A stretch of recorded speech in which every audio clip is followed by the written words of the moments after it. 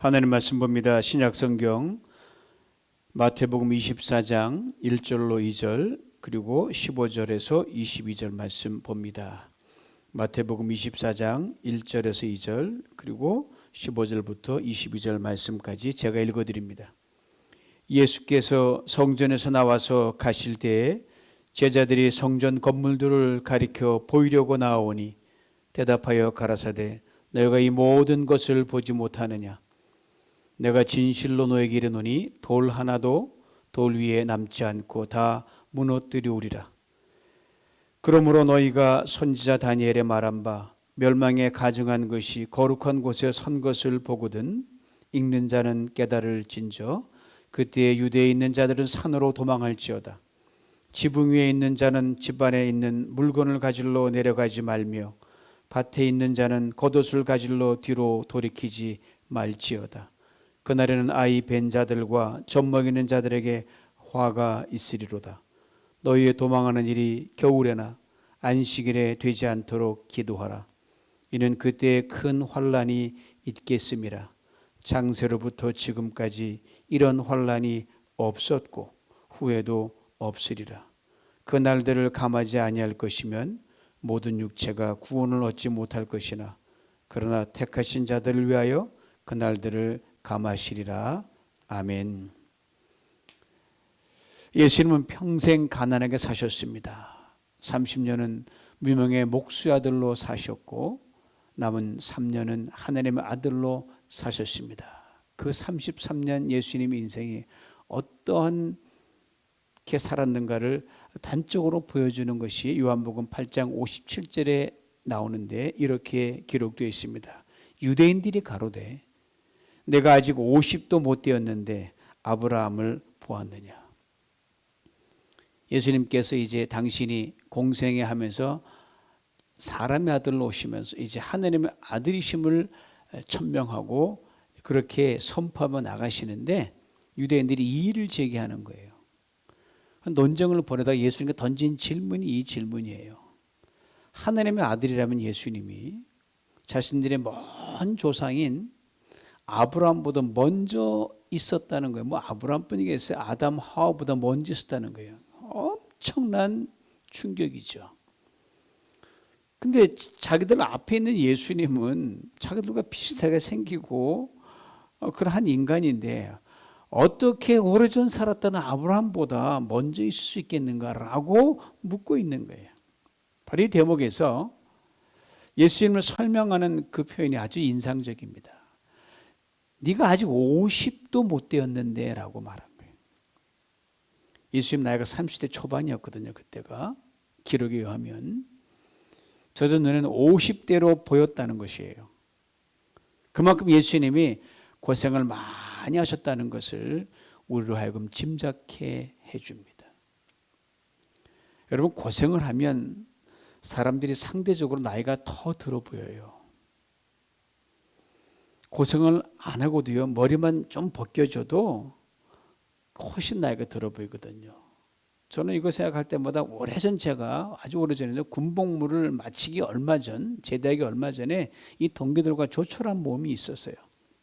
그때 약속된 장소에 나갔는데 머리가 다 벗겨지고 나이가 많이 들어보는 한 사람이 거기 앉아 있더라고요. 계급은 저랑 같이 중인데 그래서 선배 한 사람이 우리와 동석을 하게 된 것이 아닌가라고 제가 생각을 하고 크게 격려를 붙인 거예요. 그랬더니 모인 동기들이 깔깔깔 웃으면서 야 긴장 풀어. 우리 동기야 동기 그러는 거예요. 저도 얼마나 웃었는지 모릅니다. 한 10년 이상은 차이가 나 보였으니까 저보다. 이렇듯 예수님께서는 실제 나이보다 몇십 년이 늙어 보일 정도로 그렇게 고생을 많이 하셨습니다. 이 예수님께서 이제 이 땅에서 당신의 마지막 남은 한 주를 예루살렘에서 보내시게 됩니다. 십자가를 지시기 위한 준비 기간이십니다. 그러니 마지막 한 주의 시간은 예수님께는 평생 겪었던 고생과 고뇌보다 더 큰 침으로 눌렸음에 틀림없습니다. 그리고 예수님 마지막 한 주를 우리는 이렇게 부르잖아요. 패션 위크, 고난주간. 그냥 말이 쉽지, 좀 더 정확하게 말하면 가장 힘들고 괴로웠던 한 주간이라고 해야 정확할 것입니다. 바로 한 주 동안에 예수님께 예루살렘 성전에 머물면서 많은 말씀을 하셨어요. 그리고 오늘 본문은 예루살렘 성전을 떠나시면서 하신 말씀, 즉 성전 밖에서 하신 말씀입니다. 성전 안에서 바리새인들과 사두개인들 그리고 종교 지도자들 어미 꾸짖으니 와 있을지로다, 이제 정신 차려라, 이제 마지막이니까 지금 돌이키기를 원했던 것이죠. 그런 후에 이후 성전을 떠나시려고 일어나 성전 계단을 하나하나씩 내려가고 계셨어요. 바로 그때 예수님 제자 중 한 사람이 이렇게 묻습니다. 현대인의 성경 읽어드립니다. 선생님, 이것 좀 보세요. 저 굉장한 돌이지요? 얼마나 훌륭한 건물입니까? 예루살렘 성전을 보고 얘기한 거예요. 그런데 이 제자의 질문에 예수님께 다음과 같이 충격적인 답변을 하셨습니다. 네가 이 건물을 보고 웅장하다고 하느냐? 그러나 돌 하나도 제대로 얹혀 있지 않고 다 무너져 내릴 것이다. 당시 건물은 헤롯 대왕이 솔로몬 성전을 새롭게 확장하고 신축했던 건물이었습니다. 이 성전의 오리지널 원형은 수천 년 전으로 거슬러 내려갑니다. 바로 이스라엘 백성들이 애굽을 빠져나와 광야를 지날 때 하나님께서 친히 지으라고 말씀하신 성막이 바로 그 원조입니다. 쉽게 말하면 광야의 천막 성전이 성막이었어요. 결코 화려하지도 거창하지도 않았습니다. 온 우주를 다 동원해도 담을 수 없는 하나님을 당신이 이스라엘 백성을 하여금 볼 수 있도록, 느낄 수 있도록, 경험할 수 있도록 친히 설계하셔서 그 안으로 쏙 들어가신 거예요.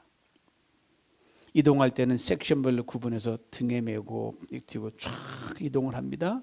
멈추면 다시 조립해서 셋업하고, 이른바 이동식 천막 성전이었습니다. 이후 이스라엘 백성들이 가나안 땅에 들어가 정착 생활할 때 더 이상 이동 천막이 필요 없으니까 솔로몬 시대 때 건물로 성전을 짓는 이른바 예루살렘 성전, 최초의 성전을 짓게 됩니다. 그리고 숱한 우여곡절을 겪으면서 성전이 철저히 무너지는 성전 순환사가 그때부터 시작이 됩니다. 그리고 예수님 당시에 헤롯 대왕에 의해서 과거 어느 때보다도 더 웅장하고 더 화려하게 다시 지었습니다. 이름하여 헤롯 성전이라고 부릅니다. 이동식 천막 성전부터 헤롯 성전에 이르기까지 성전은 하나님이 거하시는 집이었습니다. 그리고 그 집에서 하나님의 백성 하나님 예배를 드립니다. 기도하고 교제하는 만남의 장소가 바로 성전이었습니다. 그런데 어느덧 그 안에 하나님이 계시는 그 안에 하나님을 밀어내고 인간의 욕망과 자랑과 교만이 그 자리를 꽉 메고 있습니다. 겉으로 볼 땐 차이가 없는데 그 안에 하나님을 싹 빼내버린 거예요. 여러분, 어느 집에 가면 주인이 없을 때 들어가면 썰렁하잖아요. 이상하잖아요. 손님만 있어도 그냥 여기 내가 있을 집이 아닌가 나오는데, 하물며 우리를 지은 창조주 하나님 계신 성전, 모든 사람이 들어와서 기도하며 하나님께 은혜를 구하고 죄를 용서받고 복을 누리고 용서와 치유 회복을 누려야 되는데, 거기에 정작 주인인 하나님은 안 계시고 사람들의 발만 무서히 들락날락 거렸다 이 말입니다. 여러분, 누가 성전을 가장 사랑합니까? 하나님이십니다. 예수님이십니다. 왜? 하나님의 집이요, 예수님의 집이니까요. 인간이 아무리 성전을 사랑한다고 입에 침이 마르도록 얘기해도 하나님의 성전 사랑, 주님의 성전 사랑에는 택도 없습니다. 하나님 친히 성전이 되지 않으시면, 그러므로 주님의 친히 성전이 되지 않으시면 인간은 우리들 아무리 많이 모이고 아무리 화려하게 가꾸어도 거기는 결코 축복도 없고 은혜도 없고 어떤 혜택도 누릴 수가 없습니다. 이런 상황에서 당시 헤롯 성전을 바라보셨던 주님, 그리고 그 안에서 이미 겪고 보시고 야단쳤던 그 참담한 일을 보시고 그러셨거든요. 얼마나 마음이 찢어졌겠습니까? 게다가 이제 성전 원형인 성막으로 대변되던 하나님께서 친히 사람이 되셔가지고 자기들 앞에 버젓이 계심을 보고도 저들은 화려한 성전에 정신이 쏙 팔려가지고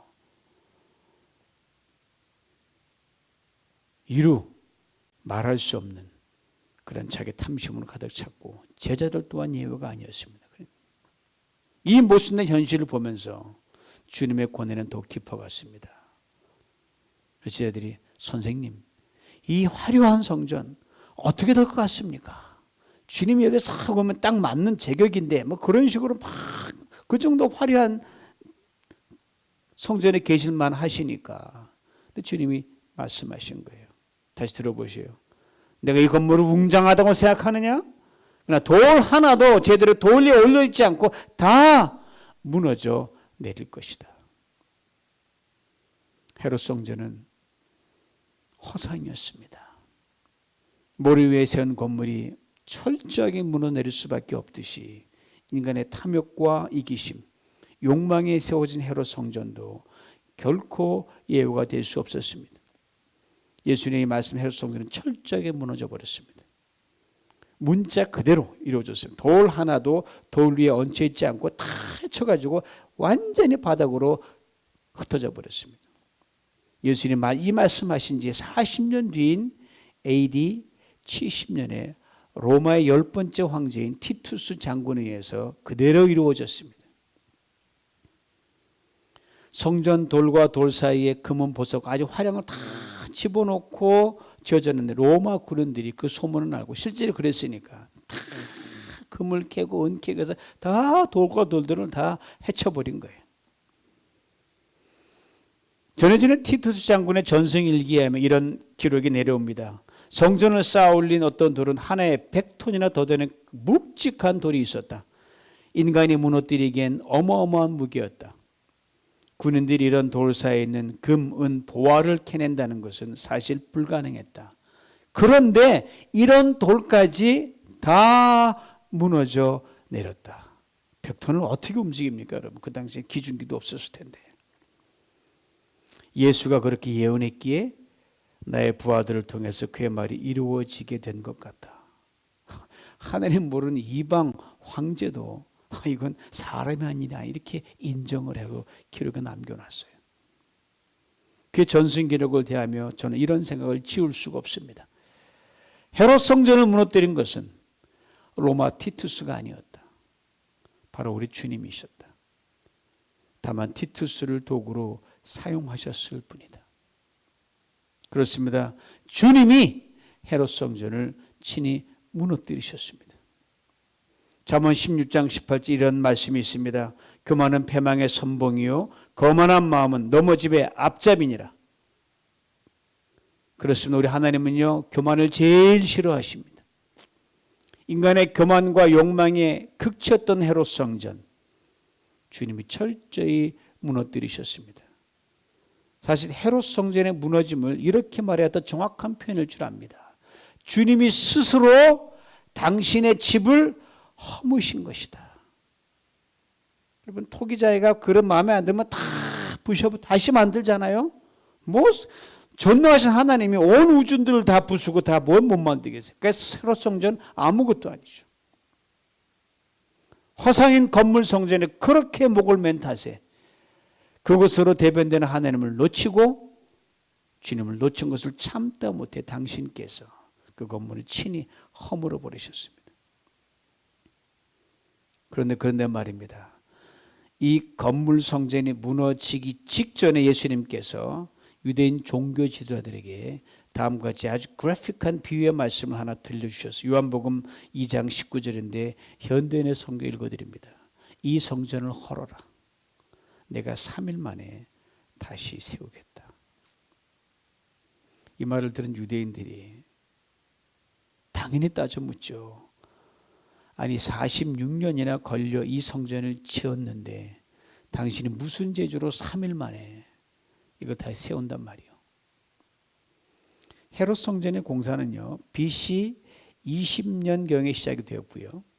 중요한 공사, 예수님 오시기 몇 년 전에 이미 끝났어요. 이후 행해진 성전 큰 건 다 끝났는데 왜 했냐? 성전 공사는 더 성전을 화려하고 더 웅장함을 더하고자 계속 공사를 애대한 거예요. 이제 치장을 그렇게 한 거예요. 이것이 AD 63년까지 길게 이어집니다. 그리고 예수님 당시에도요, 이 공사가 진행 중이었어요. 그래서 46년째 짓고 있는데 무슨 죄로 당신이 허물고 3일 만에 짓겠냐 이렇게 묻고 있는 거예요. 당시 시온산은, 성전 원래 시온산은 정상이 300평방미터로 아주 넓은 굉장히 평평했어요. 그리고 평지 저 먼 끝에 헤롯 성전이 서 있었고요.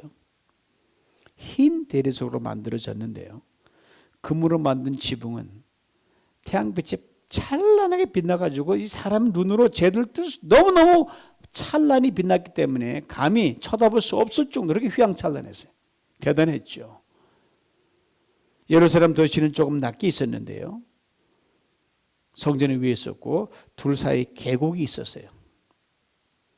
그리고 계곡을 가로지른 다리까지 놨습니다. 지금의 보면 초라하겠지. 그 당시 굉장했죠.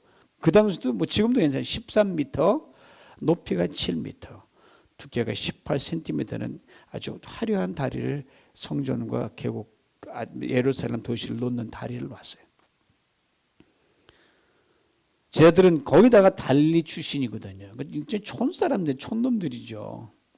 그러니까 바다에서만 살고 농지에서만 산골에 살았기 때문에 예루살렘엔 별로 올 일이 없었거든요. 예수님 덕택에 좀 왔을까? 그러니까 마치 깡촌에서 온 사람들이 서울에 딱 올라오면 롯데 그 타워 보면 기가 막히지, 그냥 어리둥절해지죠. 정신이 없죠. 그렇듯이 제자들 성전을 떠나 계단을 내려간 예수님께 헤롯 성전을 가리키면서 너도 예수님 저거 좀 보세요. 대단하지 않아요?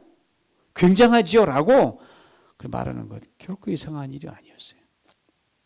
당연한 반응이었어요. 더군다나 46년이라는 시간이 흘러도 화려함을 더하기 위해 여전히 공사 중이었기 때문에 대단했습니다. 그렇게 탈무드에 당시 유대인 랍비들 사이에 이러한 속담이 기록되어 있습니다. 헤롯 성전을 보지 못한 사람들은 세상 어디를 오더라도 헤롯 성전을 보지 않고는 아름다운 건물을 봤다고 자랑하지도 마라. 최고였다는 거예요. 그렇습니다. 당시 유대인들은 그 헤롯 성전을 보면서 대리만족을 느껴서 무슨 일이 생기면 솔로몬 시대의 영광을 보는 듯 이미 그 성전 자체만 그 정도 영광을 누렸으니까요. 근데 예수님은 능력만 보태면 딱이거든요. 그래서 지금 로마의 식민지로 백성하지만 그 어느 시대보다 화려하고 웅장한 성전을 이나마 가지고 있다는 그 자부심으로 저들은 스스로 위안을 삼았더란 말입니다. 그런데 그 안에 하나님은 안 계셨습니다. 아니, 하나님이 떠나셨다는 표현이 더 정확할 것입니다. 마지막 한 주를 성전에 머물면서 그토록 하나님께 돌아올 것을 촉구하시며 강하게 저들을 책망하셨음에도 불구하고 저들은 속위에 경일기였습니다. 오늘 본문의 성전을 떠나시는 예수님, 다시는 성전에 돌아오지 않으셨습니다. 지금도 안 계실 거예요. 그렇게 괴로움을 당하시고 모함을 당하시고 핍박을 당하셨던 그 지난 날에는 귀여만 있으면 늘 들락거렸던 그 성전에서 불구하고 그날 이후로 성전을 찾지 않으셨습니다. 그리고 오늘 본문 1절에 예수께서 성전에 나와서 가실새라는 대목은요, 예루살렘 성전에 오직 심판만이 기다리고 있다는 것을 암시해 줍니다. 그리고 이에 대해 예수님께 친히 이렇게 분명하게 말씀하셨어요. 오늘 2절 말씀에 다시 한번 귀를 기울여 들어보시기 바랍니다. 돌 하나도 돌 위에 남지 않고 다 무너뜨리우리라. 사랑하는 성도 여러분, 야단 맞는다는 것은요, 돌이킬 기회가 있다는 겁니다. 예수님이 저들을 심하게 성전에 야단칠 때 저들은 돌이켜야 했습니다. 떠나신 예수님 옷자락을 붙들고 우리가 지금이라도 돌이키겠습니다 라고 저들은 회개했어야 했습니다. 저들은 예수님을 그냥 보내고 말았습니다. 이후 40년 뒤 저들과 예루살렘에 일어났던 역사적 비극적인 사건에 대해서 예수님 몇 가지로 미리 말씀해 주셨습니다. 15절로 22절인데 8절 말씀에 불과하지만 2000년이 흐른 뒤 오늘 읽어도 처참하게 이를 데 없습니다. 그때 이루어진 과거의 사건을 그때는 미래였었죠. 이에 대해 시작인 15절 이렇게 압축해서 설명해 줍니다. 들어보시기 바랍니다. 그러므로 너희가 선지자 다니엘이 말한 바 멸망에 가증한 것이 거룩한 곳에 선 것을 보거든 읽는 자는 깨달을진저. 40년 뒤에 로마가 예루살렘 포위해서 쫙 압축에 들어오기 시작합니다. 예루살렘 산 위에 자리 잡고 있었기 때문에 난공불락의 요새였고 그들 극렬 유대인들이 꽉 지켰기 때문에 아무리 강한 로마인들도요 감히 엄두도 못 내고 감히 쳐들어올 생각을 못했어요. 그래서 티투스 장군이 전략을 180도 수정을 해봅니다. 야, 싸우다가 우리 피해도 만만치 않겠다. 그냥 그대로 지키고 둘러가지고 아사 작전으로 갔습니다. 물자를 끊으면 그 안에 있는 물자로 좀 죽거든요. 멸망에 가증한 것은 예수님이 말씀하시기 약 200여 년 전에 시리아 왕이 예루살렘을 침공한 적이 있었거든요. 그때 예루살렘 성전에 제우스 제단을 세워놓고 돼지를 잡아 제사를 드리고 완전히 하나님의 성전을 능욕을 해버렸습니다.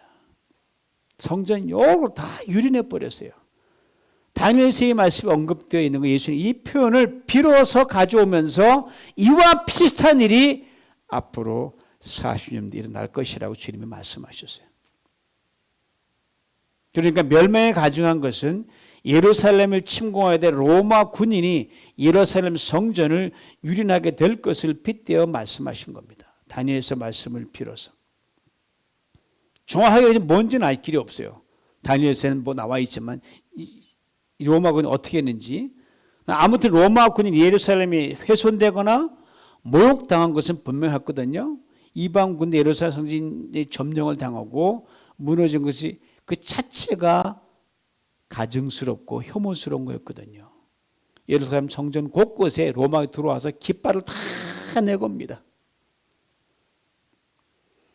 무슨 말이에요? 더 이상 하나님의 성전이 아니라는 거죠. 황제의 군영이라는 겁니다. 하나님 없다. 황제다 이 말이에요. 정말 창피한 거죠. 다니엘 때보다 더 창피한 거죠. 이래 되면 그 안에 모든 사람들 항복하지 않으면 죽는 둘 중에 하나입니다. 그리고 예수님께서 그날의 일이 닥칠 걸 알고 미리 말씀해 주셨어요. 16절로 18절 말씀 들어보시기 바랍니다. 그때 로마가 쳐들어올 때 유대에 있는 자들은 산으로 도망가라. 피할 길을 그때 말씀해 주셨어요. 지붕에 있는 사람들 집안에 물건을 가져 내려오지 마라. 일단 도망가야 되니까 내려오면 잡히거든요. 밭에 있는 자들 겉옷을 가지러 뒤로 돌이키지 마라. 그만큼 긴박하게 돌아갔기 때문에 일단 도망가면 산다는 이미 귀띔을 주셨어요. 예루살렘도 예루살렘 성도들을 지켜줄 수가 없습니다. 하나님 안 계시는데. 하나님 로마를 통해 심판 내려올 결정하셨기 때문입니다.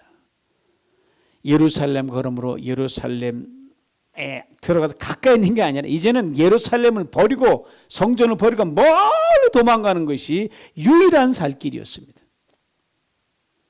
이걸 주님이 친히 말씀하셨고 또 이렇게 말씀하셔서 19절이에요. 그 날에는 아이 벤 자들과 젖 먹이는 자들에게 화가 있으리라. 당연하죠. 여러분 도망가야 되는데 임산부가 어떻게 그 배를 이렇게 도망갑니까? 과거 6.25 때 우리 부모님들은 참으로 귀한 희생을 할 것 같아요. 다 겪었으니까. 혼자 도망가기 바쁘잖아요. 거기다가 어린아이가 딸려되면 아이 챙겨가려면 얼마나 힘들겠어요. 금방 잡혀가 말잖아요. 20절 말씀을 또 봅니다. 너희가 도망가는 일이 겨울에나 안식일에 되지 않도록 기도하라. 겨울에 도망가는 건 이게 보통 어려운 게 아닙니다. 그리고 안식일에 큰일이 닥치면 안식일을 범하게 될 수도 있는 것이죠. 많은 사람 성전에 예배 드리는 중에 딱 닥치면 그 인명피해는 엄청납니다. 성전이 있어 그냥 죽는 거니까요. 그런데 말입니다. 결과는 어떻게 됐습니까? 예수님의 말씀을 저들은 듣지 않았습니다. 40년 뒤에. 도망가기는커녕 무슨 그런 일이 있어. 예루살렘 성전으로 예루살렘으로 다 많은 사람 모여들었고 떠나지 않았습니다. 하나님이 떠난 주님이 떠난 성전이 뭐라고 저들은 그렇게 놓지도 못하고 죽기를 가고 그렇게 메어 달렸고 엄청난 피해를 입었습니다. 그런데 이 재난의 한가운데 두 가지 주님이 일깨워 주는 게 있어요. 21절 보니까 이는 그때에 큰 환란이 있겠음이라 창세로부터 지금까지 이런 환란이 없었고 후에도 없으리라. 유대 민족에 내렸던 역사상 최악의 환란이었습니다. 분명히 이전에도 이후에 이런 환란은 없을 것입니다. 22절 보면 그 날들을 감하지 아니할 것이면 모든 육체가 구원을 얻지 못할 것이라 택하신 자들을 위해 그 날을 감하시리라. 만약에 로마가 예루살렘을 포위해가지고 그 포위한 것이 무진장 길어지면 다 죽는 거예요. 한 사람도 못 살아남는 거죠.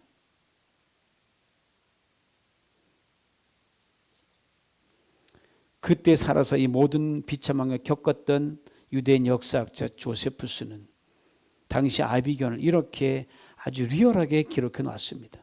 들어보시오. 기근이 널리 확대되어 모든 집과 식구에게 덮쳤다. 다락에는 기아로 죽어가는 여자들과 어린아이들로 가득 찼고 거리에 있는 길은 모두 죽은 노인의 시체로 채워졌으며 실제 이랬거든요. 어린아이들도 젊은이들도 모두 기아로 퉁퉁 부어 망령처럼 거리를 배회하다 쓰러졌다. 이들을 매장하려 해도 병자에게는 힘이 없고 튼튼한 사람들은 시체가 너무나 많기 때문에 엄두도 내지 못했으며 그들도 언제 죽을지 몰랐다. 죽음을 앞에 놓고 사람들은 먼저 죽은 사람들을 보고 울을 겨를도 없었고 할 말도 없었다. 깊은 침묵, 죽음의 밤이 그 도성을 덮고 있었다. 그러나 이들은 모두 자신들의 눈을 성전으로 향한 채 죽어가서 도망가는데 안 돼. 그냥 거기 죽어버리고 만 거예요. 오늘 본문에 이어지는 28절 이런 말씀이 있어요. 죽음이 있는 곳에는 독수리들이 모일지니라. 도체 시체를 매장한 여기 발에 널릴저로 시체가 있으니까 독수리들이 시체를 먹으려고 때로 몰려들었습니다. 이게 그때 일어났던 사건이에요. 하나님께 들어갈 공간조차 없이 사람들의 교만이 하늘을 찔렀습니다. 인간의 욕망과 자랑으로 저들은 더 화려하게, 더 웅장하게, 더 크게, 더 높게 성전 건물을 채워나간 결과였습니다. 예수님께서 자신의 성전을 그토록 거듭거듭 말씀하셨음에도 불구하고 진짜 성전인 예수님을 보지도 못하고 구분도 못하고 오직 건물만 봤습니다. 진짜 성전인 예수님 십자가 죽은 사흘 만에 살아나셨고요. 영원히 무너지지도 취하지 않은 성전이 되셨습니다. 화상뿐인 예를 헤롯 성전이 무너지기 훨씬 전에 이게 얼마나 십자가 사건이 귀한지 몰라요. 훨씬 40년 전에 무너지기 전에 우리를 사랑하셔서 부활하셔가지고 야 내가 부활해 이제라도 믿어라 진짜 성전이 되어주셨거든요. 그리고 장차 다가올 엄청난 멸망의 때를 기억하고 돌아오도록 또 시간을 주셨습니다. 저들은 돌이키지 않았습니다. 광야 성막 시대부터 솔로몬 성전 시대와 수르바벨 성전 시대 그리고 헤롯 성전 시대를 거치면서 하나님께서 우리에게 일깨워주는 건 딱 한 가지입니다. 나는 성막보다 화려한 성전보다 너희 원한다. 오늘도 유효합니다. 그러기에 우리 주님께서 예루살렘을 보고 그렇게 우셨어요. 통곡하셨어요. 마태복음 23장 37절입니다. 들어보세요. 예루살렘아 예루살렘아 내가 예언자들을 죽이고 하나님 보내신 사람들을 돌로 치는구나. 암탉이 병아리를 그 날개 아래에 품듯이 내가 내 자녀를 모으려고 한 적이 몇 번이더냐. 수천 년 동안 그랬다는 거예요. 그러나 너희가 원하지 않았다. 얼마나 가슴 아픈 주님의 통곡입니까? 이후 1000년의 2배도 넘는 세월이 흐른 오늘 당시 무너진 헤롯 성전을 두르고 있었던 벽 일부만 지금 남아 있습니다. 그리고 그 벽에 이렇게 이름이 붙여져 있습니다. 통곡의 벽, The Wailing Wall. 과거 디아스포라 유대인들이 이곳에 와서 성전이 파괴된 것과 나라를 잃은 자신의 처지를 한탄하면서 통곡했기 때문에 붙여진 이름이 바로 통곡의 벽입니다. 저들은 지금 나라를 되찾았지요. 이 통곡의 벽 저 멀리요 옛 성전터인 세워진 거기 이제 솔로몬 손을 놓고 회교 사원이 마치 금빛 도움을 탁 서 있거든요. 이 사람들은 거기 그것이 무너뜨리고 거기에 성전 짓기를 지금 그렇게 갈망하고 있습니다. 세월이 그렇게 흘렀어도 그런 큰 비극을 경험했어도 여전히 건물 성전 회복에 더 마음이 가 있다는 생각을 저는 떨쳐버릴 수가 없습니다. 그리고 저들의 통곡이 과연 무엇을 위한 통곡인지 우리 주님은 분명 아실 것입니다. 하나님을 잃어버리고 예수마저 놓쳐버리고 불순종하며 멀리 갔던 자신들의 교만과 아집에 대한 통곡을 주님은 듣기를 원하시는 거고 저들이 그걸 아는가 모르겠어요. 그렇습니다. 진정한 성전은 예나 지금이나 구약시대나 신약시대 언제나 하나님의 백성들이었습니다. 예루살렘 성전이 무너진 것은 사실 건물이 아니었습니다. 하나님의 백성이 무너진 것이었습니다. 훗날 바울은 우리에게 영원한 성전이 되어주신 예수 그리스도 안에서 우리 각자가 이제는 주님이 거하시는 성전이 되었다고 고린도 교회 성도들에게 탁월하게 설명했습니다. 주님 우리 안에 성전을 지어주신 것도 너무나 고맙게. 고린도 3장 16절입니다. 들어보세요. 여러분은 하나님의 성전인 것과 성령님이 여러분 안에 계시다는 것을 모르십니까? 이 시대의 교회가 무너지는 것 역시 건물이 무너지는 것이 아닙니다. 주님의 몸된 성전인 그리스도인이 무너지는 것입니다. 팬데믹을 지나면서 우리는 사람 성전보다 건물 성전에 더 관심이 쏠려 있는 것 같습니다. 사람 성전이 먼저 살아나야 됩니다. 사람 성전인 주영으로 충만해야 됩니다. 한 사람 헤롯 성전 건물을 허무셨던 주님께서 당신의 핏값으로 사신 사람 성전 우리를 죽이시겠습니까? 멸망시키겠습니까? 그러게 우리가 흔들거리면요 주님이 지금도 통곡하시고 우셔요. 우리가 탐욕과 욕망과 교만과 애기심 나로 자꾸만 채워나가면 주님 오늘도 괴로워하십니다. 주님이 말씀하십니다. 돌 하나도 돌 위에 남지 않으리라. 성전은 우리 마음속에 성전은 우리 삶 속에 은밀하게 쌓아올려놨던 나라는 이 우상의 돌들을 과감히 해체하여 돌 하나도 돌 위에 남지 않게 하려는 주님의 음성으로 재해석해서 들을 수 있기를 간절히 원합니다. 우리 힘으로 해체할 수 없이 100톤 무거운 엄청난 탐욕의 덩어리가 있을 것입니다. 주님께 간절히 도움을 청하십시다. 주님 이들 좀 내려놔 주시옵소서. 성령께서 능히 도우사 돌 하나도 돌에 남지 않은 그런 그라운드 제로로 우리를 다시 만들어 주실 것입니다. 오늘 본문의 재앙은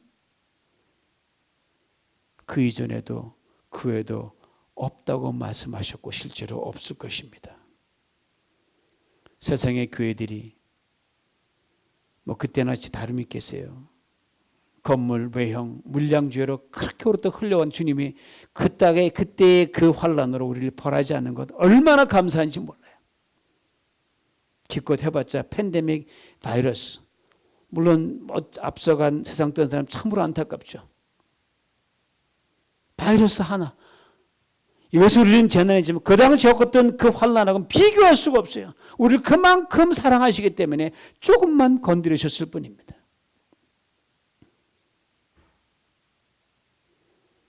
하나님은 더 이상 건물 성전에 거하지 않으십니다. 하나님은 사랑하는 예수 그리스도 구속받은 그 성도 안에 그 삶에 거하십니다. 주님은 이제 건물이 아닌, 비록 지글 같은 우리들이라 할지라도 겸손히 우리 마음에 하나님이 내가 네 안에 들어가기를 원한다는 그런 기뻐하는 그런 심령 성전으로 만들어서 우리 비록 질그릇 같지만 보배로운 주님이 거하실 수 있는, 그래 다시는 떠나지 않는 그러한 성전으로 다시 우리가 만들어져 가는 우리 모두가 돼야 우리가 팬데믹 위기를 겪는 보람이 있습니다. 여러분, 결국은요, 헤롯 성전이 무너지기 전에 주님이 먼저 철저하게 부서지고 깨어졌다는 거, 이걸 놓쳐서는 안 됩니다. 너희들이 이걸 부수지 아니니 내가 먼저 깨지겠다, 이렇게 주님 십자가를 치셨습니다. 오늘 주님이 네가 안 부서지고 내가 깨지면 내가 또 깨져야 되랴? 내가 또 부서져야 되랴? 주님이 통곡하십니다. 그리고 나만 담는 그릇이 되면 잃어버려도 찾을 것이요, 부서져도 세워질 거요, 없어도 찾을 것이요, 주님이 이렇게 말씀하십니다. 이 주님의 음성에 이해하면서 우리가 잃는 뭘 두려워합니까? 주님만 놓치지 않으면 됩니다. 그리고 우리는 비록 성전이 없지만 이 주님의 명 이해하면서 다 주님 품을 수 있는 절호의 찬스에 와 있다는 것, 축복된 교회고 축복된 성도라는 거 잊지 마시고 다 영점으로 시작하면서 주님, 우리 교회가 내가 주님을 가장 진실히 담는 참 성전 되기를 원합니다. 우리를 사용해 주시옵소서. 그래서 시작을 여는 영점이 온전히 될 수 있기를 주님의 이름으로 축원합니다. 성전의 주인 되신 하나님 아버지, 예수 그리스도 안에서 우리 한 사람 한 사람을 주님의 영에 거하시는 성전에 드는 놀라운 은총과 특권을 누리게 하시니 감사합니다. 어느 화려한 건물에 함몰되어 정작 성전이신 주님을 놓쳤던 2000년 전의 종교 지도자들 모습 속에서 우리 모습을 또 봅니다. 내 뜻, 내 의지, 내 욕심, 내 탐욕, 내 이기심에 끌려 우리 안에 거하시는 성령을 금식케 했던 지난 날들을 돌아봅니다. 돌 하나도 돌 위에 남지 않도록 내 안에 쌓인 돌들을 과감히 허물고 주님만 담을 수 있는 용기를 주시옵소서. 세상과 나에 대해 매일 죽고 주님께 대해 살아갈 수 있도록 우리를 도와주시옵소서. 우리를 주님이 주인 되신 온전한 성전이 되기 위해 십자가를 주시고 부활하셔서 우리를 통촉하시는 예수님의 이름으로 기도하옵나이다. 아멘.